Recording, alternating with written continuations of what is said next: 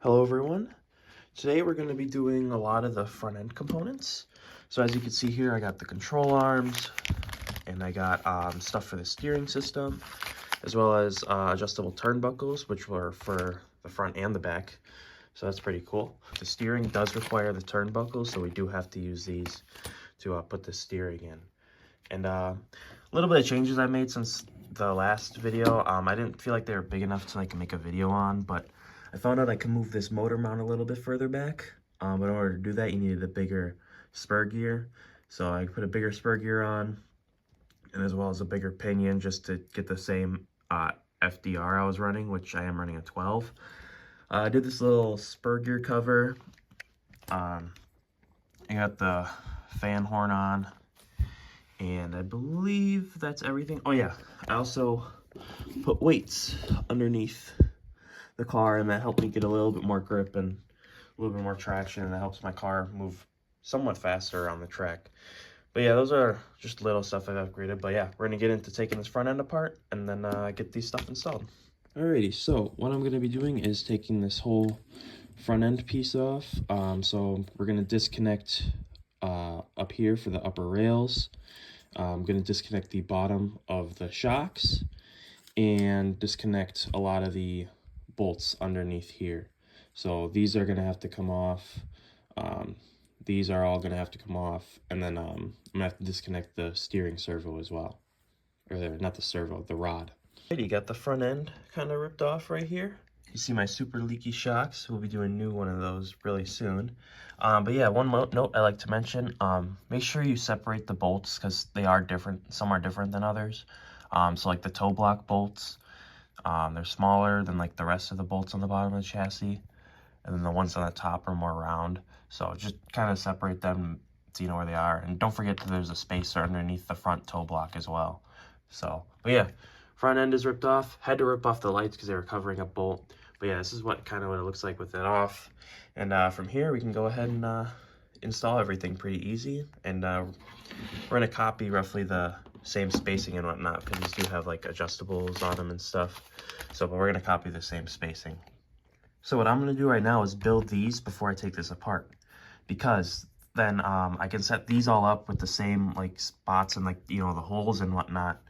And then I'll know it'll be ready, and then I can just take all this stuff off and then pop this on real quick, and everything should be all set.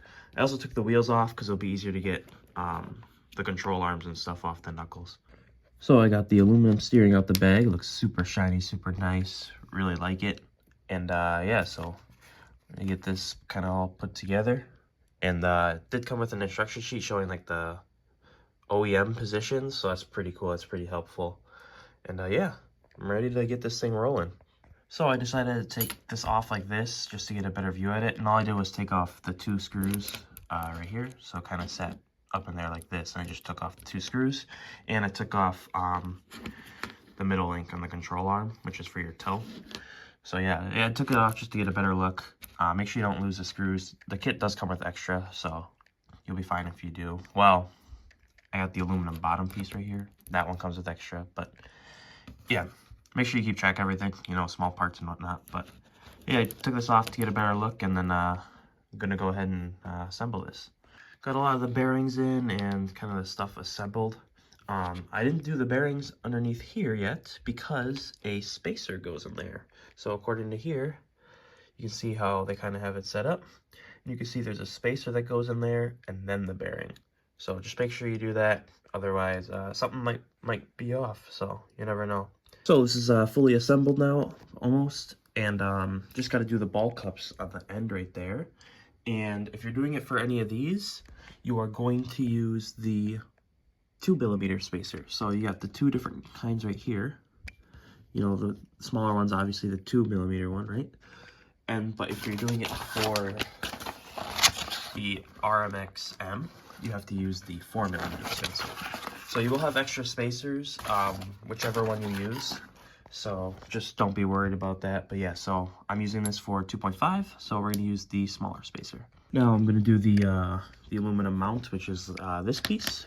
So you can kind of mock it up similarly. These pieces are separate, but these will go inside of the holes right here underneath. So it's got this like little kind of like flare on the end, and the flare is gonna sit on the bottom of that. So it's gonna kind of be up like that. And then you have the two big old long screws. These two bottom screws are for mounting to the body or the chassis. So if you have your old hardware, you really don't need those, but if you want to put new ones on, you can put new ones on. Not that big of a deal. Just kind of slid them in. They are a bit loose in there, but that's because they screw into the bulkhead right there. So that's where you'll screw them in, and then we can mount this down, and then we can start on the control arms. Like I mentioned earlier, you do need the turnbuckles for these because of the way the ends are positioned, because these are flat, these are curved, and the stock toe link does not curve like that. So you will need turnbuckles to do this. So while it's like this, we're gonna do the lower control arms first. I'm gonna go ahead and kind of pre-assemble them similar to this. Gotta get that off to get it on the knuckle. And then we're gonna go ahead and put these on at the same time. So I'm super excited for that, and let's get started. Got the control arms with the packaging. They look super nice. In the manual, it did say you can run them like this with the holes in the bottom or with the holes on the top. I think I'm gonna run them with the bottom, and because that's what the stock is technically. But if you do, maybe you want a bit tighter of a suspension or something, you can run them on top. So that's pretty nice that they have that kind of adjustability. Now it looks like you get two different options for like a static camber, I guess, but because we're going with the adjustables, I really don't need that. So I think I'm going to put in the longer ones, and then that will should give me some more room on my adjustable to make my camber longer or shorter or whatever. But yeah, you can, if you don't have adjustable turnbuckles, you know, you can, and you want a bit more camber, you can pick the longer one. Otherwise, if you like how it is stock, you can use the stock one. So I'm assuming you can follow, you know, if it has the red dot, use the red dot one, and if it doesn't, don't. But yeah, we'll see what I pick. Maybe I'll use the stock one and it'll work out fine. So yeah, I'll figure it out. I'll let you guys know. Well, the arm end's pretty easy to install. Basically you just pop that, let's see, there we go. Yeah, just pop that into the kind of white spacer looking thing, and then you take this, make sure that little like notch is up, and you have one of these, and then you put the white spacer with that in the middle like this, and then you just push it together, and then there are these screws that go into the side of it. Super easy. I didn't put the screws in yet, but that's how you do it. Make sure you don't tighten those bolts down too tight either. You want like a nice kind of loose feeling here, right? You don't want it too tight to where it barely moves. That's gonna cause some issues for your car, you know, with steering and whatnot and handling. But yeah, you want it nice and loose, nice and free. If you have it too tight, you know, issues might happen. So this is how a fully completed arm looks like for the most part. Just gotta put the rod through here with these on the ends of the rod. So, but yeah, I ended up doing the stock length. And if I feel like I need to change it, I can change it. It's not that difficult, but yeah, this is what I'm doing. I'm gonna do it on the bottom, like I said. And yeah, put the sticker on, and it's all nice and ready to go. Now I'm gonna do the other one and get it installed on here. And now this is both arms assembled with the rod. That is loose, so probably want to wait if you're doing it like this to put the rod in until you're ready to kind of bolt it down, because these are going to want to come off, whereas the stock ones, you know, are kind of sitting a lot tighter on there. So, but yeah, they look pretty good. I'm super excited to put these on, and then we're going to go ahead and do upper arms and turnbuckles. So I got my upper aluminum arms out, they look awesome. And then I got the turnbuckles open along with the little ends that go on them. So I'm gonna be looking at this thing to get these installed into here, and see if they have, they don't show what the stock length would be, but I'll kind of, oh, never mind, it's right there. Yeah, so I'm probably gonna set it to that with a dial caliper. And yeah, and once they're assembled like this, we'll go ahead and take them off on here, and then install these ones. All right, I got the turnbuckles inside of here, and I got the little screw kind of clamping it down. Now I'm going to take off the arms. So you're gonna have to take off this part and then this right here. So there is a tiny screw right there. Just be careful not to lose that. And then there are spacers as well. So if you want to keep the same caster, make sure you put those spacers in the same exact spot. All right, I kind of disassembled the arms like this. And right here, you just kind of put a little pressure on this, and then that should pop off the ball. So see if I can do it with one hand, but no, I can't do it with one hand. But yeah, you just kind of pry on this and it'll pop off. So yeah, and then we'll take this one off too, and we'll do the turnbuckles as well for that. But I want to get the front arm situated first because we do need this end for the end of here. Just remember that these are reverse threaded, the cup side. So just remember that when you're disassembling and assembling. All right, now that got them on, I'm gonna take my dial caliper and see if I can get that to 6 millimeters, which is what that says. And then once I get it on the car, I can get it on the alignment rack, and then I can adjust it to where I want it from there. I got them both roughly to 5.7. Like I said, I'll adjust it when I get it on the car, so it's not that big of a deal to me. But if you are looking to run stock, it is 6 millimeter. So we're gonna go ahead and put them back into here. So as you guys see, they are labeled A and B. If you're looking from the back side right here, so the front of the car would be right here. B goes right here, and then A goes on the other side. And what I like to do to install it is I have the rod sit like that. I'll put the big spacer on right here and kind of push it through mostly everything. And then I'll kind of line up the small spacer in there, and I can kind of squeeze it through and then push the rod the rest of the way through and then tighten it down. It's pretty simple. Should be pretty easy. Got the first arm in, super easy. Did what I said I was gonna do, and yeah, it's in. And then now I'm gonna do the other side, and same thing, pretty easy. All right, got both of them in. Looks super nice, super excited about it. And then now we're gonna go ahead and do the toe links. I'm not gonna do the rear camber links in this video because I'm gonna do that in a separate video when I do the rear active toe and do it all at once. So yeah, I'm gonna do the toe links now. And then as for the servo link, I already did that in a previous video because I had an extra one of these for my 2.0. So I'm not gonna do that either because there's really no point in taking it off and putting it back on. So, but yeah, I'm gonna do the toe links now and keep cranking around on this. So got them in. Stock length, it says 11.5. I really didn't measure it, like I said. I'm gonna adjust it to where I want it anyway, and when I get it on the rack, so not too worried about it. But yeah, I just popped it on. I'm using the original MST ones. I didn't use the Racing ones because I heard the MST ones are better than the Racing ones. So if I feel like I need to change it, I'll change it. But yeah, so I'm gonna go ahead and pop this one on the other side, and then we can go ahead and pop this into the steering link we installed. So I'm super excited for that. So got those popped on. Gonna pop on the upper control arms, and yeah, we can basically start reassembling everything now.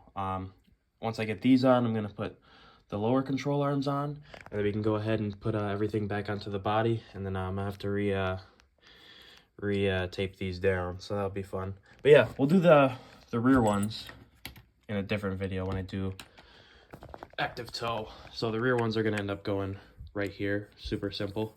But yeah, I got an active toe kit for this, and then we'll go ahead and do that. Alrighty, everything's all connected. I'll get these on there as well with the toe blocks, and we're gonna go ahead and put this back on the car, and I'm super excited. I'm gonna reassemble everything, basically just opposite of how I took it off. So, and remember, smaller screws go for the toe block, and the spacer goes on the front. So just remember that. I found out with these control arms, the rods they give you and the ends they give you are too big to fit in the stock toe links. So I took the rods off the old ones, and I'm gonna put those on, but I gotta see, because they're different sizes, I gotta see which side goes where. But yeah, just so you know, if you're still using stock toe blocks, you're gonna need to use the stock rod system as well. So I just popped those out real quick out of this, and then they fit fine in there. And then yeah, I'm gonna go see what spacer goes where. So the thin one goes on front, which I have. I did not bolt any of this down yet because we are going to tilt it forward to move this into place, and that I found is like the easiest way to get it into place without it falling out. And then we'll go ahead and put all the bolts in, and yeah, she's reassembled from there. And then after that, all I gotta do is do an alignment, but I'm gonna do that off camera. It's not too interesting.